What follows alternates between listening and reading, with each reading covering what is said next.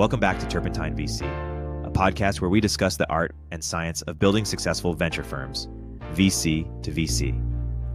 Today we revisit one of the best and most referenced episodes to date, an interview with Trae Stephens, general partner at Founders Fund and one of the co-founders of Anduril. Trae reflects on the iconoclastic DNA of Founders Fund, why having no process is a differentiator, and the future of the firm. Let's dive in. Trae, welcome to the podcast. Thanks so much for joining. Thanks, Erik. So, Trae, you've been at Founders Fund for quite a while now, right? How long? Almost a decade? Yeah, I started in January of 2014, so coming up on 10 years. So Founders Fund has done phenomenally well since the beginning, almost a couple decades ago, perhaps.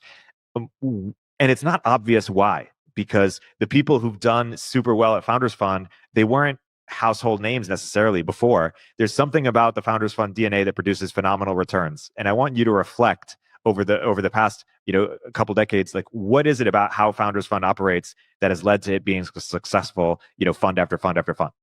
I think at its core, it's all related to the debate culture, like the openness of, conflict and conversation internally. I had no idea what venture capital was really when I started here. I was at Palantir at the time when Peter asked if I'd be willing to come over. And, when I started, I have no background in finance, had never made a personal investment of any kind. But I think had a lot of these back and forth debates with Peter on a variety of things. And it turns out that was the most important characteristic that I could have coming in, is like you have the ability to develop to conviction and the ability to defend that conviction in front of groups of other very smart people. And the practical aspects of venture kind of, came later. And it turns out they were probably a little less important than kind of the core conviction building process. My sense is what made Founders Fund, successful early on was just some outsized bets, i.e. like very concentrated portfolio, and just a massive winner like SpaceX, Airbnb, a few others that really like catapulted the brand and reputation, like that this wasn't just Peter's thing, but this is like a real institution that can produce great investors.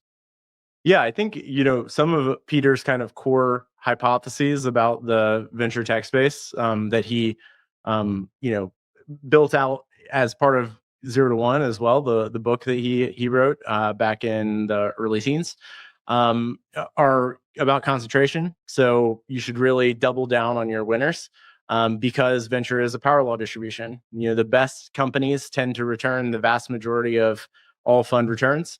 And so you want to have as high of ownership as possible in the biggest winners in the fund. And so we certainly spend a lot less time than most funds kind of like shooting out capital in smaller dollar amount increments like you would for a typical like seed stage or angel fund.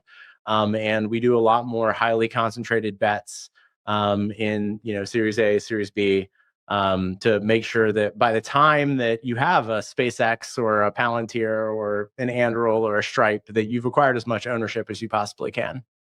Yeah, we had Ben Horowitz on the podcast, and he talked about how Andreessen has 500 people, et cetera. They've invested massive amount of services that makes it hard for other firms to compete to sort of win a deal against them. In his words, what does Founders Fund believe about the world that's different about how A16Z believes about the world that leads you to take the strategy you've taken?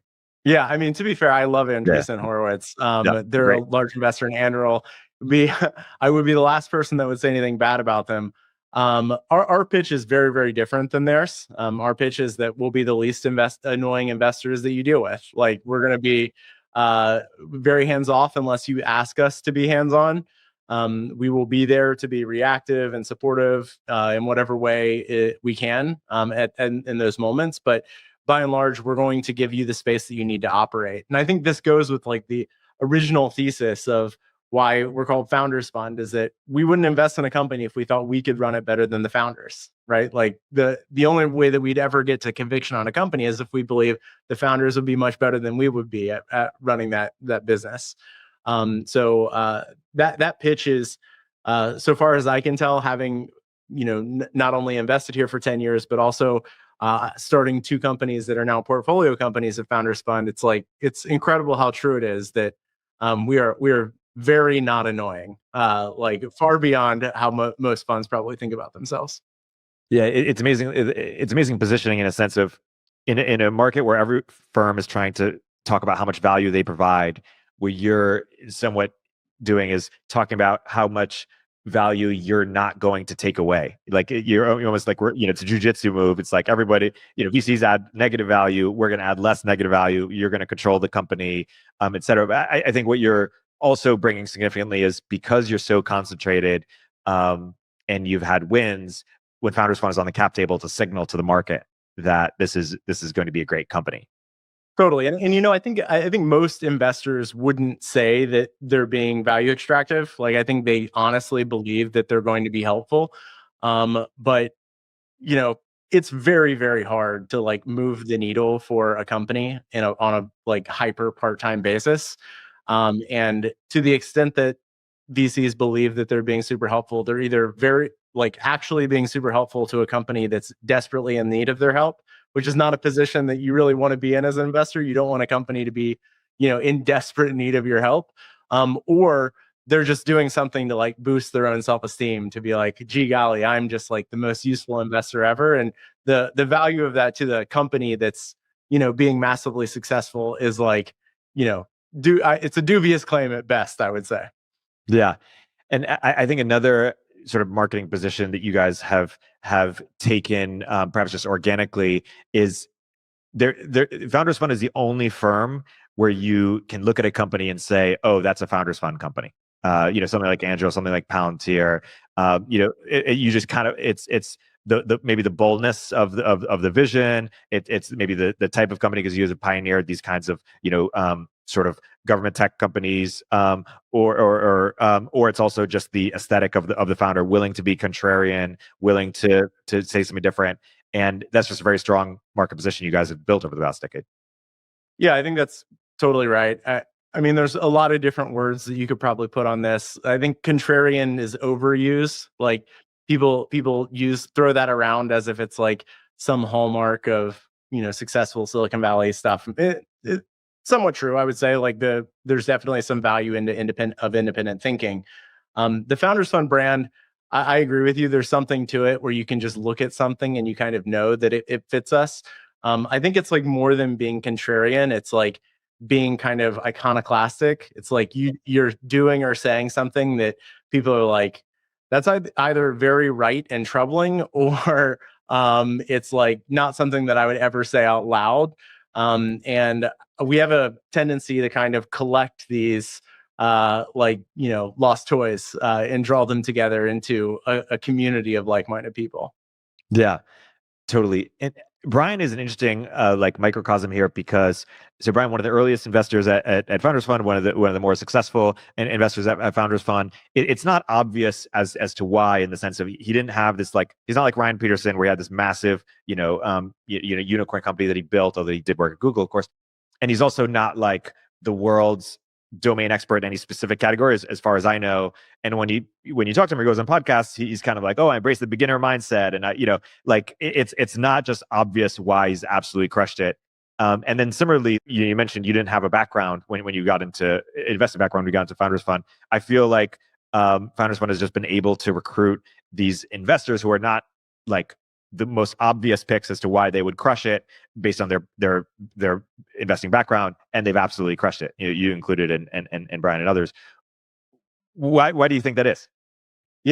Having gone through a bunch of pitch meetings on both sides of the table, I think that a lot of investors are, maybe they're good at collecting information, maybe they're good at like intuitively making decisions, maybe they're good at getting access to deals as like the other side of that equation.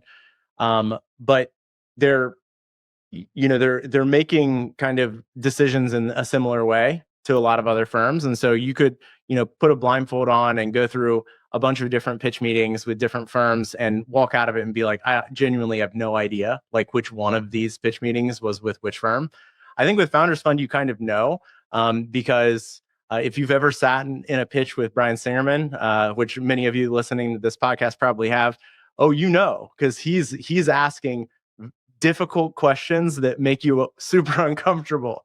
And I think that that's kind of something that happens across the board with us, is that we encourage the investors on our team to really dig in and push people on things that might make them a little bit uncomfortable. And I think that comes in through the truth telling aspect of this as well. It's like a lot of our founders will come to us not to get help or to like sit on an advisory board or take a board seat or anything like that. They just want us to tell them the truth.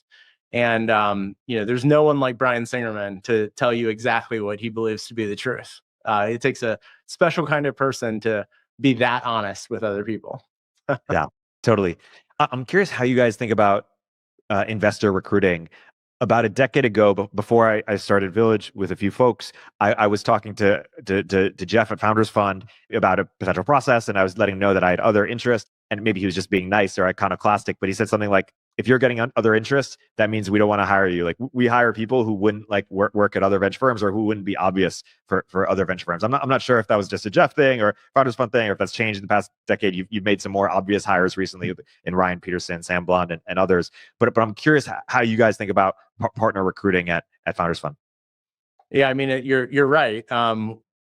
Historically, we do have a bit of a rep for hiring people that you wouldn't normally have approached for a venture role. That has shifted a bit as we've really reached out to people that we just had a high conviction in, that were already in our network. I think you really want people who are going to think differently about the world. And I think like the worst possible case for us is to hire a really, really talented person, a very smart person, a very analytical person, who would be a great fit at a lot of venture funds, thinking that would translate well to Founders Fund. And I think, I won't say it's like a toxic workplace. That's not the right framing, but it's definitely challenging. I mean, you have to be the type of person that embraces debate, and that embraces people thinking things that are very, very different than you think. I think like the base assumption that most people in this community have about Founders Fund is that, Peter's the type of person who would hire a bunch of ideological or political sycophants. And it's just not. It's like literally the opposite of what's true. And I think that would surprise a lot of people, is that they would think that Peter's just surrounding himself with people that are just going to yes him to death. And actually, like, there's not a single person at Founders Fund that will yes Peter to death. And I think that's part of what drives the returns, has driven the returns historically, is that we're filled with a bunch of people who argue about basically everything. And I think we reach better decisions as a result. Hey, we'll continue our interview in a moment after a word from our sponsors. The less your business spends, the more margin you keep. But today, everything costs more. So smart businesses are graduating to NetSuite by Oracle. NetSuite is the #1 cloud financial system, bringing accounting, financial management, inventory, HR into one proven platform, helping you reduce IT costs, maintenance costs, and manual errors. Over 37,000 companies have already made the move to NetSuite. Backed by popular demand, NetSuite has extended its one-of-a-kind flexible financing program for a few more weeks. Head to netsuite.com/102. That's netsuite.com/102. This episode is brought to you by WorkOS. If you're building a B2B SaaS app, at some point your customers will start asking for enterprise features like SAML authentication, SCIM provisioning, role-based access control, and audit trails. That's where WorkOS comes in, with easy-to-use and flexible APIs that help you ship enterprise features on day one without slowing down your core product development. Today, some of the hottest startups in the world are already powered by WorkOS, including ones you probably know, like Perplexity, Vercel, Jasper, and Webflow. WorkOS also provides a generous free tier of up to 1 million monthly active users for user management, making it the perfect authentication and authorization solution for growing companies. It comes standard with rich features like bot protection, MFA, roles and permissions, and more. If you are currently looking to build SSO for your first enterprise customer, you should consider using WorkOS. Integrate in minutes and start shipping enterprise plans today.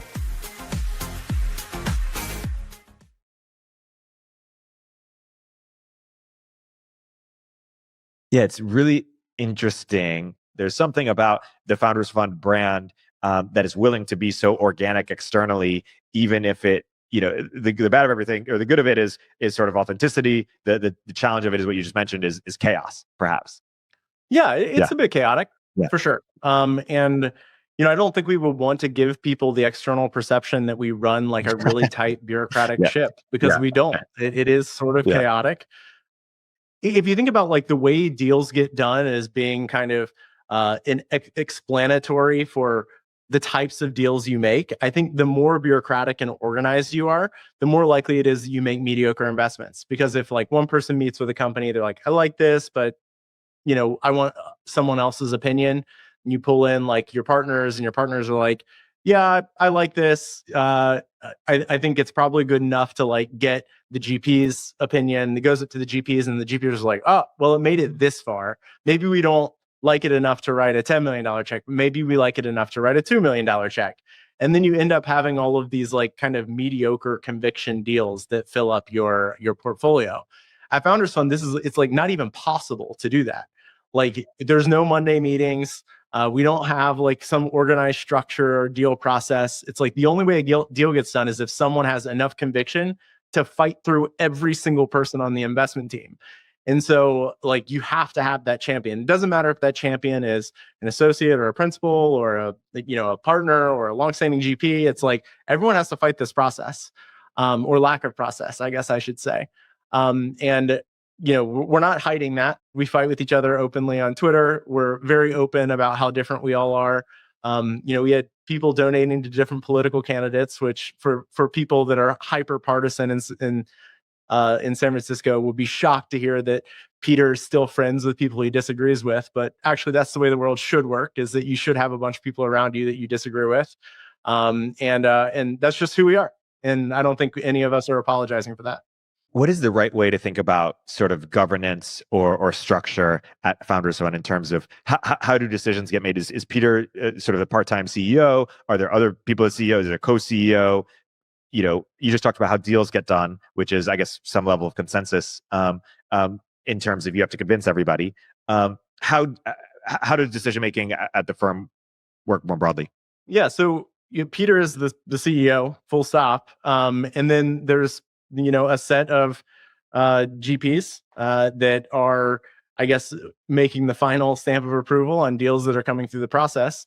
But as I said, anyone can get that done. So like, if you're like 2 weeks in on the investment team, you have just as much right as anyone else to elevate a deal and to push it with high conviction to get the approval that you need to get the deal done. That I would not say that, by the way, it's consensus driven, because there are a lot of deals that get done without consensus. They're just, you have to get enough consensus to avoid it being vetoed, essentially. And I think that's really it. There's really not a whole lot of process outside from that. Yeah. And what about in terms of if you want to hire someone, if you want to do this growth fund, like, is that just pitched to Peter, basically? Or like, how do certain things happen? It's all the same. The process is the same, whether it's a deal or a hire. It's just at the end of the day, like, can you convince enough people and avoid anyone being a strong veto? And the strong veto aspect of it is as important as the conviction and consensus part of it. Because if there's, if Peter's like, I hate this, I don't want to do it. Or if Keith is, I hate this, I don't want to do it, or whatever, like, it's probably not going to get done. Yeah, it's fascinating. What you've done is you've taken what could be perceived as a weakness relative to other firms. Other firms would brag about how much support that they offer for companies, all their services, et cetera, or hey, this is how efficient we operate, or whatever. And you've turned it into a strength. And so it's like, the good of everything is the bad of everything, but sort of things where you're like not as strong, you make it sort of this unique sort of benefit in terms of, hey, we're going to make better decisions this way. It's interesting to zoom out. Like if I was, the way my brain works when I think about creating this like venture platform machine that's going to do well over decades, like if I could have built anything, it would have been something like YC, like a very clear, like it feels like YC can't lose. It can degrade, but it can't like, hey, you have 1,000 companies a year, you get special economics in all of them. You don't even have to be that great of a picker. You could replace all your partners with new partners. They don't even have to be that good. It feels like this is just a machine that compounds. Obviously, it's incredibly hard to build a machine. Only one or a couple have been built. But that's like where my brain goes, is to like how to win at venture. Whereas like if you were like, hey, create something over 2 decades that once a year, or that makes like 10 big bets. I'm not sure how many big bets you guys make a year, but is very concentrated and is going to have turnover in partners, but just going to win fund after fund after fund after fund. That feels just so much harder to do, and yet that's what Founders Fund exactly has done. It's created that machine to do that. Yeah, no, I think that's absolutely right. It's not clear to me that YC can't win or can't lose. Rather, I think that they're, if you build a massive portfolio of not concentrated seed stage investments, and you do it in, with a very wrong headed approach, whether it's like, we're going for like, geographic democracy, like we're trying to, invest the same amount of dollars in every geography in the world, then yeah, there are ways that you can screw it up. I think they've gotten close to doing that a few times in the past. Maybe they've gotten saved by some big wins. I think what Gary is trying to do with it right now is great, like cutting back the size of the class pretty meaningfully, focusing on kind of core technology advancements, getting more concentrated on the angel side of things rather than, doing a bunch of follow-ons and things like that makes them competitive with other venture funds. Like there's a lot to like about Gary's kind of reboot. I guess on our end, like, I think you're right. Like it all comes down to like how concentrated are you into the 1, 2, 3 best companies in each fund, and how well have you avoided being drawn into writing $100-2 million checks. And I think honestly, it's really hard to do that. It's like that is where discipline really comes in more than anything else, because everybody's going to want to follow on. They're going to want you to participate in like an extension round or a bridge, or you're going to have like mediocre conviction at a Series A, but you don't want to lead the Series A. And so it's like very easy to get drawn into this death by 1,000 cuts thing. And so making sure that you're really reserving and allocating to hammer and take, much larger ownership in those winners is, I think, where we've done historically a much better job than most funds. How do you measure success on a shorter term horizon against, against Sequoia, against Andreessen, against Benchmark, or whoever you benchmark against? How are you measuring how you're doing relative to them? Well, there's always the assessment of like, which companies are we in and concentrated in, and which companies did we miss? So you're like anti-portfolio or whatever people call it. And I think this is something that we go through fairly often as a team here. Like, are there big winners that we didn't get access to? Are there big winners that we passed on? I think, during boom moments, that list gets really long, and then in bust moments, you look back and you're like, actually, it's not so bad. there weren't a lot of those that we missed. But the equally important part of this on the short term is saying, can we look at our existing portfolio for this fund and pick the 2 or 3 that are going to be the best returners, and then do something more proactive to make sure that you're getting access to larger, more concentrated chunks in those businesses. Yeah. Why were you brought in? Were you brought in because there was going to be this emphasis on sort of GovTech, American Dynamism style companies? Or talk about a little bit about how you started as an investor, and then we'll get into how that evolved to the incubations, et cetera. It's a great question, and honestly, I don't know the answer. But if you ever end up interviewing Dr. Karp or Peter on the podcast, I would ask you to ask them publicly to see if either of them give you an answer. It's like, somewhat unclear to me if Dr. Karp was looking for a clever way to fire me, and Peter like offered him a safe out, or if there was a more generous explanation. But yeah, I had gotten to know Peter pretty well when I was at Palantir. I was kind of ostensibly like running the sales org. There's not really a sales org, as Dr. Karp has pointed out many, many times publicly. But I gotten to know Peter pretty well, and then he just kind of called me out of the blue and asked if I wanted to come join. I think it was, from a timing perspective, like it worked pretty well. Like my wife had she was about to give birth to our first kid, who just turned 10 a couple of weeks ago. It seemed like as good a time as any to go and explore what would be next. Palantir had grown fabulously from when I joined until the time that I left. And to the earlier point in the conversation, like I think one of the cool things about venture is that you can really learn this business by osmosis. Like the most important thing is that You have an intellectually curious person and someone who reaches high conviction on things, even if it's loosely held high conviction. And the rest of the stuff is not something you need to learn in business school. You can just learn it by doing deals and by being part of investment decisions. And I think that was really the way that I went about it that I'm very appreciative of. Hey, we'll continue our interview in a moment after a word from our sponsors. Hey everyone, Erik here. In this environment, founders need to become profitable faster and do more with smaller teams, especially when it comes to engineering. That's why Sean Lenihan started Squad, a specialized global talent firm for top engineers that will seamlessly integrate with your org. Squad offers rigorously vetted top 1% talent that will actually work hard for you every day. Their engineers work in your time zone, follow your processes, and use your tools. Squad has front-end engineers excelling in TypeScript, React, and Next.js ready to onboard to your team today.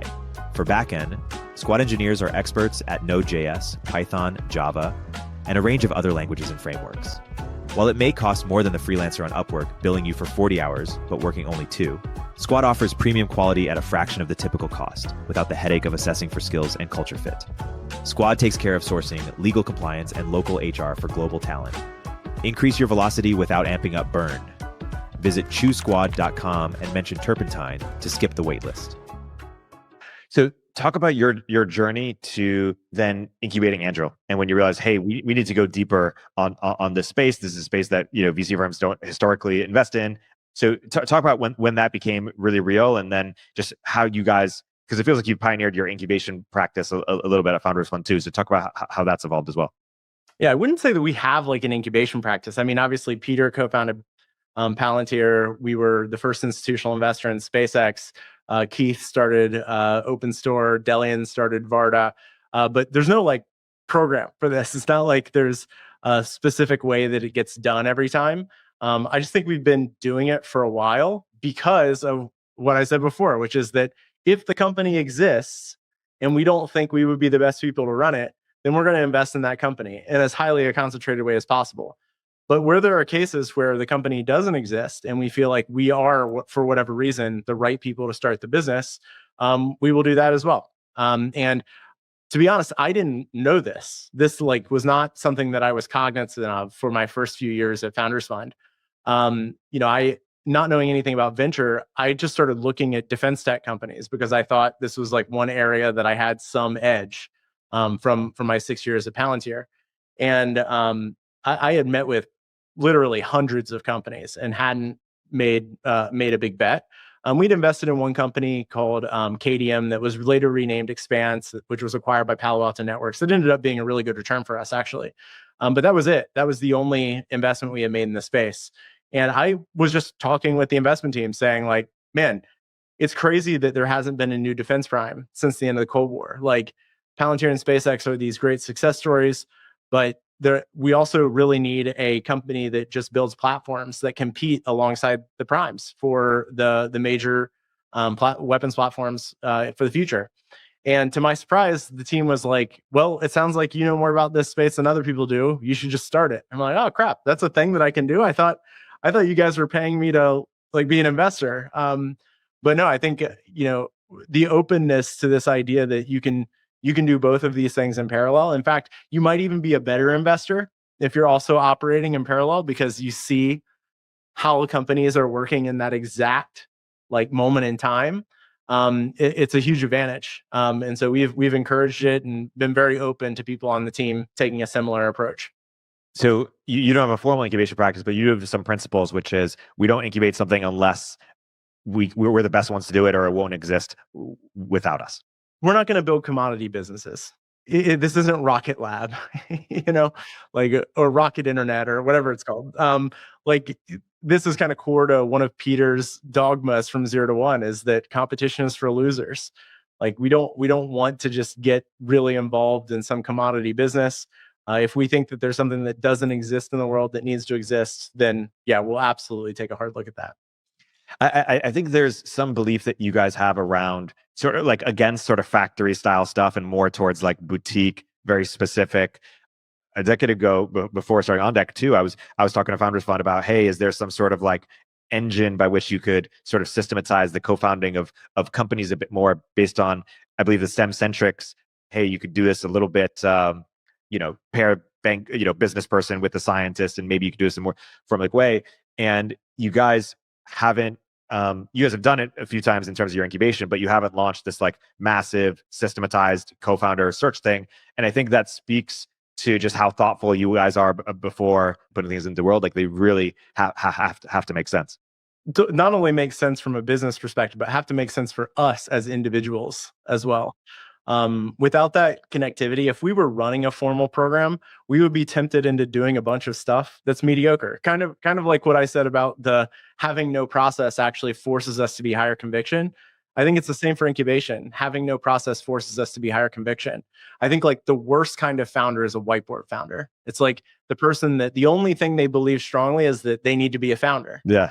They don't have an idea. They're just going to stand in front of a whiteboard and write down all of the potential ideas and then pick the least bad one.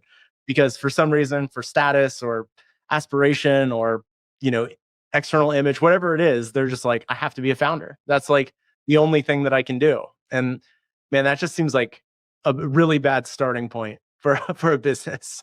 Yeah, it's a fascinating way to think about it. Is like if you have a very clear process, it's easier to get things through. But in a environment where you're trying to actually do very few things, not having a process is a way to make sure that only the best things get through. That's right. Yeah, the level of effort that's required to do anything in a world that lacks process is much higher, much higher. Totally. So you guys discuss and debate internally all the time. You argue over what the firm should do, go into here, don't go into here, launch this, don't launch that, be more this way. Outline maybe one or two of like some of the more pervasive disagreements that you've had about how Founders Fund should operate, where you guys should go into the future, or like just give us a little bit, behind the curtain about some of these core debates or explorations. Yeah, I mean, it's usually like the most kind of prominent moments in technology, like AI has been a big one for us. Like, if it's the next wave of technology, is it going to operate like the internet, or is it going to operate very differently than that? Will it be highly centralized and only the big players will be winners? Does that mean that we shouldn't chase the market like other venture funds are doing? Same thing with crypto. Like, should we set up an independent crypto fund, or should we force crypto deals to go through the same process? Obviously, like a lot of internal debate around all of these things. I think there's also a lot of debate that happens on ideology. So rather than framing things as like, will this make money? Will it make the world a better place? Our approach is much more open than that. It's like, do we believe that this idea is highly consensus and highly driven by peer validation, or do we believe that there's actually a differentiated idea here that has the potential to build a massive generational business? So we don't chase a lot of the stuff that it goes just down Sand Hill Road, just like doing the same pitch over and over again. Everyone gets excited. Everyone gives a term sheet. It's like those sorts of businesses are going to be overpriced, like almost by definition. And so really like leaning into like being open and vigorous and very full with the debates that we have about all of these kind of philosophical, ideological issues. Totally. Ben came on the show and he talked about how they have all these specialized funds, right? American Dynamism Fund, Bio Fund, Crypto Fund, and that allows them to get these amazing specialists to build these dedicated practices and benefit from shared infrastructure, shared branding, etc. You've hired Joey Krug, formerly of Pantera and Augur on the crypto side, Sam Blanc. Like I see you guys hiring, specialists in some areas, but you haven't created your own version of American Dynamism Fund or your crypto fund, or kind of created these vertical funds as far as I know. Why is that, or what do you believe about the world that makes your current approach the better approach for you? If you think about like the difference between an absolute and a relative basis, it's basically that if you're focused on evaluating everything in a stack, on a relative stack, the best performer in that relative stack might not even be a top decile performer on an absolute stack. And so for us, everything is an evaluation opportunity costs on an absolute basis. And so just trying to keep ourselves really honest about where we might get the most bang for our investor buck. Like if we had carved out into a bunch of different funds, like would we have the ability to concentrate into the Neuralink round? Like that doesn't really fit any clean bucket. Or would we have in 2017 been able to concentrate a big check into Anduril to start a defense technology prime? Like, you really have to lean into these like once in a generation moments, and those don't fit neatly into like reserved buckets for sectors. Fascinating. So you're saying, a dollar is a dollar, which is to say it should compete with every other dollar, and thus, if you allocate, too much money here versus too much money there, how intellectually honest are you going to be about, just putting money into the best companies, and then also some of the best companies also defy, they're outliers by definition, and thus they maybe divide categories. And I think like the really straightforward way that Peter has said this before is that if you're investing in a category, it is definitionally too late. Like you've already missed it. If a category exists, you've missed the thing that matters the most in that category. Let's say your expertise around defense tech, gov tech. Do you put out or do you have like a request for startups that sort of this white space that you want other people to go pursue? Or because I see you even in that area being very concentrated. But given that you have such a superpower in it, should you be doing more there? Talk about how you react to that or how you think about that. It's really hard. It's really, really hard. And, there are things that I wish existed for sure on the government side of things. But the government is not the field of dreams. It's not like you build it and the government will show up and be like, oh, thank you so much for building this really great thing that we need. It's actually kind of the opposite. It's like if you build it, they almost certainly won't come unless you figure out some edge on the how to sell it side of things. It's probably just not going to work.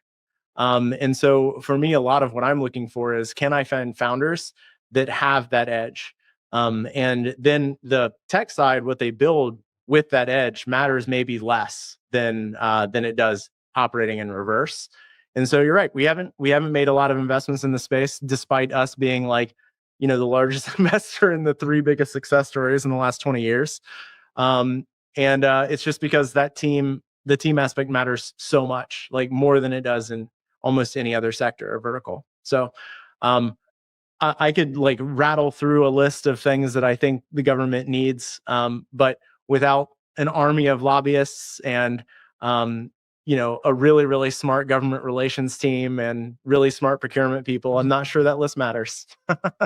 Do you believe that you can build that talent up? Like, should you be doing sort of like training to help get really smart people in? I know you do some cultures and some media around, hey, pursue good quests. Like, we need more talent to get in here. But is there something you as in Founders Fund should be doing to build up that supply of talent, or that's not really where you want to play or think you should play? That's a great on deck question, Erik. You've really yes. done it.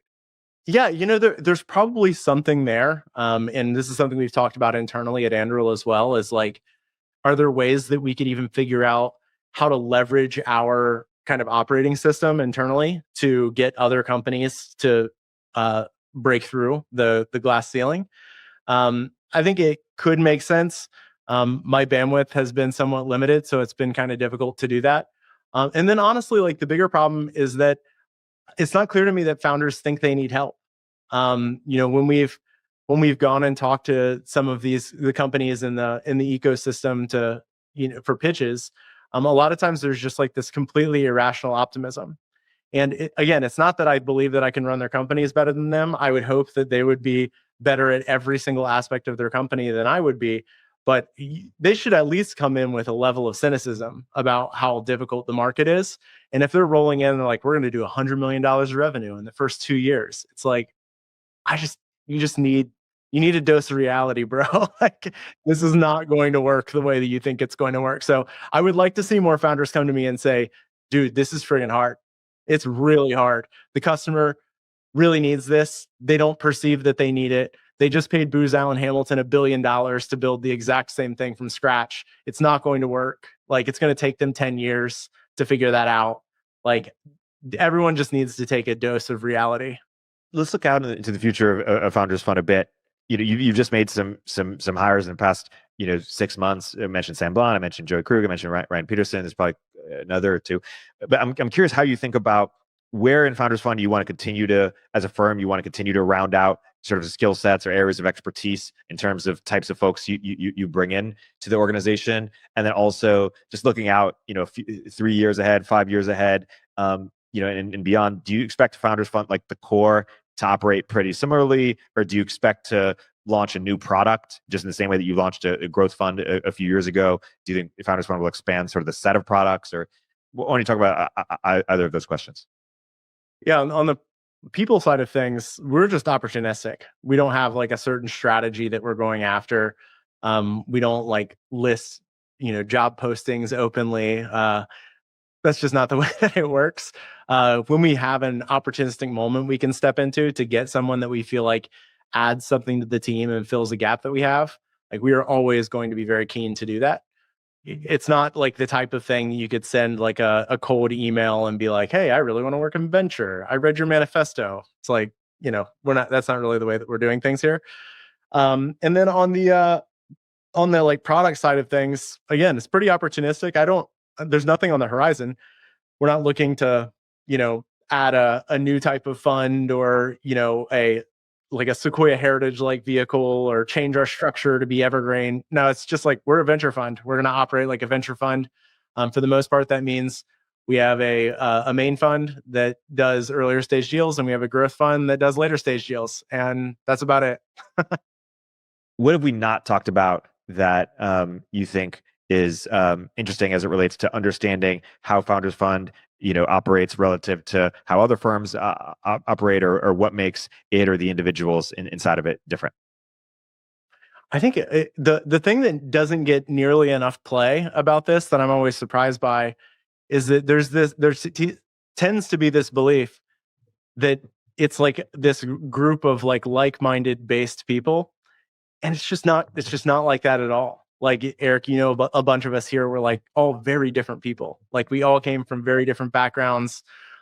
We have a lot of very different opinions. We disagree about nearly everything. In fact, that's like the number one kind of like uniting characteristic, is that we all kind of disagree in general. And I think like if you're not prepared to go head to head against everyone else, like the Spartan 300, then like you're gonna really have a bad time at Founders Fund. And I think that has created the nucleus of this culture in a way that makes it really the only venture fund I would ever have any interest in working for. Like I would not want to work at a fund where there was like a clear hierarchy of leadership and a process by which you were to do things, and writing investment memos and going to Monday partner meetings and trying to like fight to advance your career. There's just none of that here. There's just none of that here. And as someone who came in not knowing anything about venture, the idea that I could have worked my way through this over the last 10 years, it's just like unfathomable to me inside of any other infrastructure. Like I didn't start a company. I worked at one of our portfolio companies. I didn't go to business school. I had never read a book about venture capital. In fact, the only thing I knew about venture coming in was that in Wedding Crashers, they told people they were venture capitalists. And that was like my entire exposure to the thing. And I think the thing that Peter saw, that is the thing that we try to see in all of the people that we bring onto the team, is an incredibly lively passion, conviction motivator, and the ability to hold your own against really, really smart people. And when we've lost people historically, it's because they came in and they're like, I just don't want to do that. I don't want to go to battle about every deal. I don't want to argue with Peter about his philosophy when I put forward a deal. And man, for me, that's really fun. But I can totally get why for some people that's like their worst nightmare. So I think that's really what Founders Fund is at its core. Totally. It is really fascinating to think about when sort of games are about clear inputs and clear outputs. You could see how very clear processes are really important. But when games are about outliers and everything's about outliers, one can also appreciate how having kind of a process that's hard to put in a box, and people who are hard to put in a box might make it more likely to produce outlier returns or to get those outliers on a repeated basis. historically, that's worked really well for us. Like historically, it hasn't been difficult to get through every deal that I made. Yes. Has it been appropriately aligned towards the winners? Like, have I backed off on the deals where I should have backed off? Yes, because no one was going to rubber stamp my bad deals. Like, somebody was going to stand up and say, this is dumb. Here are 100 reasons why it's dumb. And looking back, I'm glad I didn't make any of those investments. There's not a single time that I started fighting and then backed off. And then I went back to the team and I was like, I told you so. We should have done that deal. Like, it turns out that having raw, transparent input from a bunch of really smart people is the best possible way to avoid making bad investment decisions. And I hope that we're able to sustain that as part of our culture moving forward as well. Totally. Speaking of culture, talk about Mike Solana and the impact that he's had over the past decade plus, because there's probably not anyone like him in venture in terms of the impact that he's made, but you might not it might not be as obvious on any single investment. Yeah, I mean, we honestly have like the most all-star cast of support for the fund. Like, Solana is a total rock star on. I mean, he like owns the Founders Fund ethos. Like, there are times where I'm asking myself, like, does this fit the model of like contrarian, like red pill behavior that I would expect? And I'll talk to Solana and he'll just give me a transparent answer and it's always right. Like, he is so tapped into our ethos. You have Lauren Gross, who honestly is the best venture COO in existence. Like, she makes fundraising look so easy, and is the best person I've ever seen at LP relations. And she manages a bunch of very, very difficult personalities with a level of expertise and mastery that I can't even imagine how she acquired. Aaron Gleason, who runs comms for us, is a total masterclass in like venture-backed company comms strategy, as well as like the strategy for a fund that is constantly beset by criticism, as you're well aware. She's done an incredible job with that. Mike Petriano, our designer, is like next level. The stuff that we put out publicly always looks way better than it has any reason to. Our finance team is the least annoying finance team in the world. Like, if you ask any of our portfolio companies, like, who has the easiest quarterly reporting process, they'll all tell you Founders Fund. Our team is just super good. Neil Pai, our general counsel, is people always ask, like, what do you do once you've like decided to make an investment? What's the process? I'm like, I just copy Neil Pai and everything just magically happens. Like, he's an absolutely incredible GC. Could not ask for a better situation. Our team that like runs our facilities, our EAs, I mean, they're like literally the best people I've ever worked with in these categories. I feel super lucky to be surrounded by a bunch of people who tolerate the insanity of our partnership, the things we say publicly, the messes we get ourselves into, the types of companies that we start. And not only have we built an ecosystem of people who won't be angry at us for doing those things, but actually support us in making sure that we do those things better than anyone else. And Solana is, he's the MC, he's the ringmaster of that whole mess. Totally. No, that's well said. Solana once told me that there were three kind of different eras in terms of ethos of Founders Fund. There was the original sort of founder friendly, as when that was like really differentiated and every firm kind of copied it. Then there was sort of the techno utopianism, the flying car, like moonshots, SpaceX, Palantir, Anduril. You guys have not just sort of innovated sort of intellectually and inspirationally this idea that we need more progress, not that we're having too much progress. If anything, we're having not enough. But then also, backed it up with investing and incubating in those companies. And then third, maybe around 2015, 2016 is the sort of like, Solana called it the courage era, but really just not willing to sort of fall in line with everybody on every issue, and willing to take stances or willing to tolerate individual partners taking stances on certain things. Maybe is about how companies should be run, or certain belief about the world, or even things like Hereticon, right? Willing to be bold and willing to be daring at a time where other firms weren't necessarily willing to do it in the same way.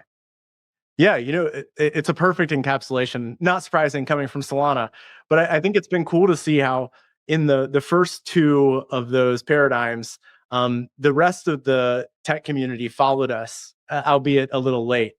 Every fund would call themselves founder friendly at this point. Other funds are encouraging people to use FF preferred shares in their foundation documents. Like, that has been a very obvious carryover from the first era. The second era around tech stagnation being kind of a motivator for pushing for tech utopianism, that's become, again, a hallmark of a lot of the most forward-leaning venture funds that are pushing really hard for enabling abundance rather than scarcity. Like, we want to create abundance in the world. And it's been cool to see like a bunch of other funds that have joined us and making a lot more noise about hard tech investing, science investing, really chasing some of those harder categories. And then the third one, I think we haven't had as many people follow us in, but when the tech community has really been like Brave New Worlded, where everyone's just like, you will take your Soma and you will like it. We have not taken the Soma, and we're not going to. And I think this is part of what makes us so easy to criticize is people are like, you didn't cite the Pledge of Allegiance to whatever thing that everyone's required to cite the Pledge of Allegiance to. And our response to that is, look, whether or not we agree as individuals with whatever Pledge of Allegiance we're being asked to take, we're not going to say it because that's so lame. Because a world in which you are expected to recite some pledge to be part of the in crowd is not a world any of us want to live in. And we as an organization have no opinions. We as individuals have opinions, but we as an organization have no right to state any opinion because we're made up of different people that have different, that would argue different sides of almost every debate. And so I'm anxious and hopeful that other people in the tech community will realize that no one's forcing you to take this Soma drug. But, time will tell. And I think we're going to continue pushing on our Hereticon style instead. Yeah, I think that's a great place to wrap. I've personally benefited a lot from friendships and working relationships with many of the Founders Fund folks, Solana, Keith, Deli, and John, a bunch of others. And I'm really grateful you took the time here today to give us a peek behind the curtain of how you guys operate and how you guys think about the world. I think it's really inspiring. Thank you, Trae. Cool, man. Happy to do it. Really good to talk. Turpentine VC is a podcast from Turpentine, the network behind Moment of Zen and Econ 102.